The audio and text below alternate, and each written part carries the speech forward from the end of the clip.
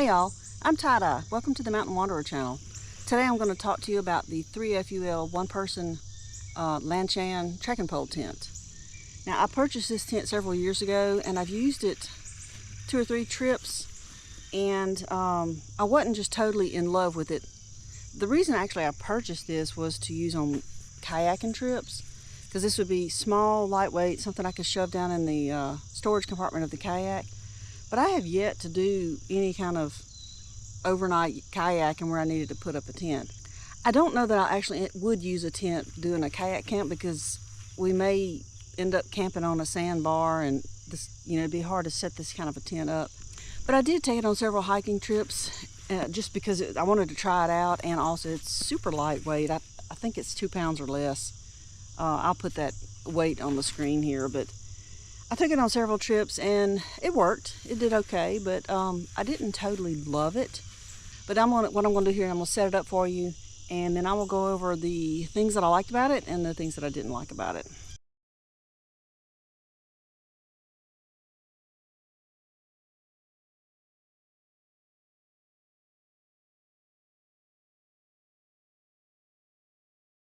All right, I have this thing set up, and one of the cons about this tent is it's fiddly, and it bothers me. I mean, this isn't even, I'm at the beginning of the day. I did just get a good walk, but and I'm not really tired from that, but just this short amount of time of trying to put this thing up, I'm angry with it. And I know on the backpacking trips that I did take it on, when I was at the end of the day and I was trying to put it up and fill in with all these lines and trying to get this thing right, I just got so angry, and that's the con of this tent. Now, I'm not saying it's a bad tent. It's not. It's just, for me personally, the extra stuff I have to do to get it right grates my nerves. Now, it's just probably me, because I stay anxious and nervous in my life anyway, just because of, especially right now with things that are going on. So I don't need this on top of that. That's all there is to it. So anyway, not a bad tent. It's worked well in a rain. It worked well in winds. I've used it in both. But the fiddle factor of trying to set it up, it's not for me. I can't deal with it. Now, somebody who loves working with geometry maybe would be fine with that. Anyway, let me get on with it. I have it set up. It's not set up perfectly, as you can see back here.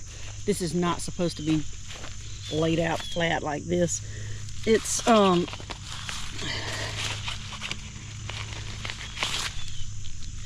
it's just supposed to be different from that.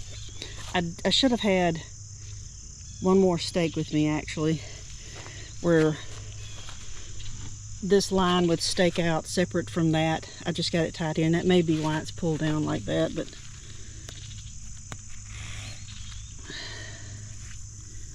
anyway, I'm not gonna mess with that now. But that's not supposed to be doing that. And that's part of, like I said, that fiddle factor that drives me nuts. Now, the tent, it looks really spacious, for the most part. But once you get inside, you realize it's really not. It is a one-person tent. It's not meant to be huge. It's not meant to be a mansion. All right, let me go over some things I do like about it. It's lightweight. I like that it's brown, because I had also thought if I use this not only for kayak camping, but maybe for doing some little stealth camping, I thought, well, that's a great color. I could use this. It's lightweight. It's down. The brown wouldn't be seen much now. These big old fluorescent lines might be. But anyway, I have a different setup for that anyway, if I wanted to do some interesting stealth camping videos. So I'd like the color. I like that it's lightweight. It's waterproof. I have had it in the rain, and it withstands the winds that I have had it in. It's cute. I'll just say that. It's cute. In fact, when I first started making the video, I thought, I was fixing to sell this tent, and I probably still am. But I started getting out, I was like, I actually like this tent. I don't think I'm going to sell it. But then once I put it up, I remembered why I'd had trouble with it. So I am probably going to go ahead and run that and sell it. But it's a trekking pole tent, so you use your trekking pole to set it up. And I don't know why that's leaning. Maybe I need to tighten this up. These little things here that you use to tighten, they are a little weird. They work, but they're weird. All right, with it being a trekking pole tent, obviously you have to have a trekking pole or a stick of some sort to hold this up. Now, if you did not have something, maybe you forgot your trekking pole. Now, I wouldn't, because I've always hiked with a trekking pole. Now, if I went use this for kayak camping, obviously I wouldn't be using a trekking pole, but I would have to take something for this purpose. Unless I knew I was going to be setting up in trees, then you can technically use this tab if you have some cord and tie up to a tree limb. You could do it that way, but this is probably more stable, I guess. It has, I think this is a vent up here. Yeah, it's a small vent to help with condensation. This has a stiffener here inside this to, I guess, kind of to hold it open, I guess. Even though this is pulling on it, it should hold it open. Maybe it just gives a little more support with the pressure on it. Using the trekking pole or stick or whatever you use, they've got a little loop for you to put it in to keep this bathtub floor still. And I'm not sure, they've got this grommet on here. Maybe you can put, I guess it depends on the size of your trekking pole tips. You probably could pull this over and use that instead. I just used this. The only other thing, I sometimes have had a piece of Velcro with me, and I loop it through here, and I'll pull that to the pole just to kind of make this a little bit easier to zip and to unzip. Makes life a little bit easier. All right, this particular tent, at the time when I bought this, they had just come out with the, hang on, let me put this, they've got door toggles here. I was trying to get this put back out of the way. All right, when I purchased this tent, they had just, the original Lanshans had a D-shaped door that would zip, you know, around like this, and the pole was kind of in the way of that door, and you couldn't get out. It only stopped like right here. You couldn't reach out, you know, undo a zipper and get something from over here in the vestibule. So in fact, this is the second tent that I purchased. The first one was the D-shaped door, and I had picked it up from Amazon, and I just did not like that, so I ended up sending it back. So anyway, I knew that they were coming out with this T-shaped door where you have the zipper that runs here, and one here, and then one there. And I liked that idea because I could, from the inside, open up, and if I stored anything right here, I could undo this and get to it without having to come out here and lean around. I really like the T-shaped door for the extra, it just kind of opens it up, and I can get in and out without a problem, and the pole is not much of a problem. All right, let me get it opened up. You can see it's still dirty from the last time I used it. And each of these doors does have a toggle on it. Something I didn't mention a while ago about all these points of tie out here. They've got this and one on the other end there, and then one back there. Like I said, it's supposed to have another stake to pull that out. Basically, that's to stake out, and if you put a stick or something, it just kind of gives you a little more head or foot room. It just pulls the mesh out towards it. See, it's got a hook on it. So when that pulls out there, it pulls this mesh, keeps it up kind of just out of your face. Another thing I like about the tent is the fact that it's not rectangle. It has a point back there in that rear area, so there's room there to put gear. I like that, because some other one-person tents that I've owned, it was strictly a rectangle, and I was bound to only where, I could get my sleeping pad in here, and I had very, very little room on the sides to put gear. Now, this still is not huge. And once you're in here, sitting in here, it's fine.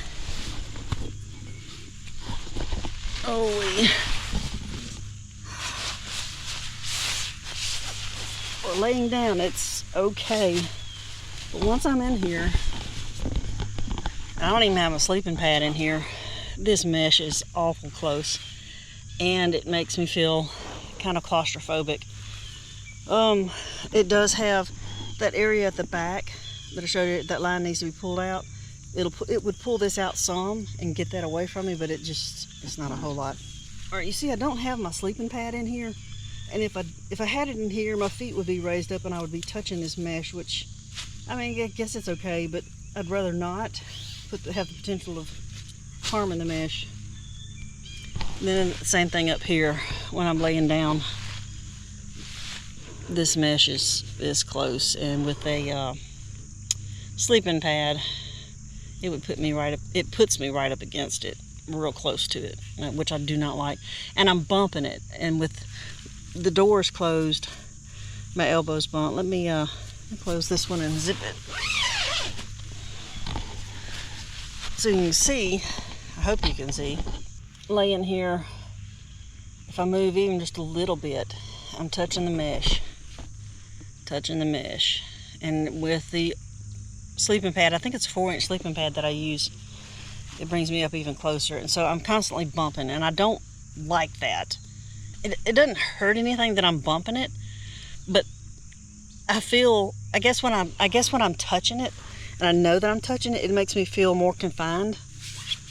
Now I'm one that I like cozy places, but I don't want it constricting, I guess. And this feels a bit constricted. Now if this, I don't know if there's even a way to make this open up more. It's really not. It's just not designed in a way to open it up anymore. I've toyed with it some. I just can't get it. You see how this sags so much? This is one of the things I could never get worked out. And I don't think it's my pitch. I think it's just the way it's made. This doesn't tighten. And even if I were to try to, it just seems like it needs to be either pulled up tighter up here, which it can't because it's just a hook and a D-ring. I just don't know. Maybe, I don't know. I've used it enough. I know I can't do anything to make it better. This one in particular, anyway. But it's just the way it is. It's just saggy, droopy, and it bothers me. So here I'm sitting. See, look. And they do have a pocket in it, which is nice. I can put things in it that I don't want it rolling around. And usually I have my head on this end. The other thing about this tent that is a little bothersome is I can only sit up in the very center here, and I have to kind of lean toward the pole because that's where the height is. And my head's touching here, you see. I can't just sit up and move around and without scrubbing. It's okay if I've got the doors undone and I can kind of lean out and do whatever. That's all right, but the headroom in here sucks. Trying to change clothes in here is a little hard, especially with a shirt trying to pull over. I pretty much just get out of the tent, go behind it, kneel down and do all that stuff if I need to, or just tell whoever I'm hiking with, don't look over here, I'm trying to change clothes. The other thing is I cannot, in my other tents, when I have 2 large vestibules, I use one of my vestibule as a bathroom, and that's where I lean out, kneel in the vestibule and actually use the restroom in the middle of the night. I can't do that in this tent. There's not enough room with that door closed to do that in the vestibule, so I end up having to get out. I like the privacy of doing that. And also, I don't see well, and at night when I take my contact out, my vision is even worse. So if I have to get out of the tent and go anywhere, usually I just go around behind it if nobody's camped behind me, but I get to stumbling around, I just can't see, and I don't know if I'm going to step on a snake or run into a bear or a raccoon or skunk or something. I like to do my business in the vestibule. And I know that's probably too much information, but that's the reality of it. One other thing about this tent it's kind of a drawback for me is the amount of stakes it requires. Compared to, especially now, compared to my freestanding tents, you have 4 stakes. That's 1 for each corner, and then 2 other stakes, 1 for each vestibule. This one requires 1 for each corner, so that's 4 there. 5, 6, 7, because there's a second one there. 8, 9. 9 stakes for this thing. That's crazy. Now you don't have to technically use these pull-outs and need a stake for this, but it helps on the inside keep that mesh off your face and feet. Same thing at the back. So I mean, you could technically set this tent up with 5 stakes, 6 stakes, because there's one up under there. But I don't recommend it. I really recommend having the extra stakes for these pull-outs, the 3 there. I bought it 2.5 years ago, I think. So I hadn't had it long, really. I replaced this tent because I wanted to go. I love my marmot tent. It's basically a 2-person tent. It's an ultralight tent, and I do like it. It's 3.5 pounds, and I like it. But it's a freestanding tent, and it's been a great tent. I love it. But I'm getting older, and I'm doing what I can to reduce my pack weight. So and that's the reason I started looking at a 1-person or a trekking pole tent. I always said I wasn't going to get a trekking pole tent. I don't like trekking pole tents. Well, I did it. I got one. And that one was the first one here. And then after the fiasco of me not being able to tolerate the setup stress, I ended up, well, I saw somebody with an X-Mid, a Durston X-Mid, several years ago when I was on the AT, and I have drooled over that tent ever since. But I wasn't going to get it. But after going through this, I thought, you know, I like that this is lightweight. It did help reduce my pack weight. And anyway, I ended up getting the Durston X-Mid 1-person to replace it, this one. And I actually like it. The headroom in it is much better. It's a better thought out process of setting it up. You just put in 4 stakes in the ground, put your trekking pole up. 2 trekking poles, 1 on each side, so it gives you a little more headroom. It's got 2 vestibules, large vestibules. It goes up fast, and that's the reason I'm not going to be using this tent. I'm going with my X-Mid. It's just it's better for me, but less stress. So that's my journey on my trekking pole tents. After I said I wasn't going to get a trekking pole tent ever, I still like my freestanding marmot, and I do use it on certain trips. If I have to go long distances and want to really reduce my pack weight, though, I take the trekking pole tent, the other one, my X-Mid. Well, I guess that's about it. I've rambled enough about this tent. Put a like on the video. It'll help my channel. Subscribe if you haven't already, and we'll see you down the trail. Y'all stay wild.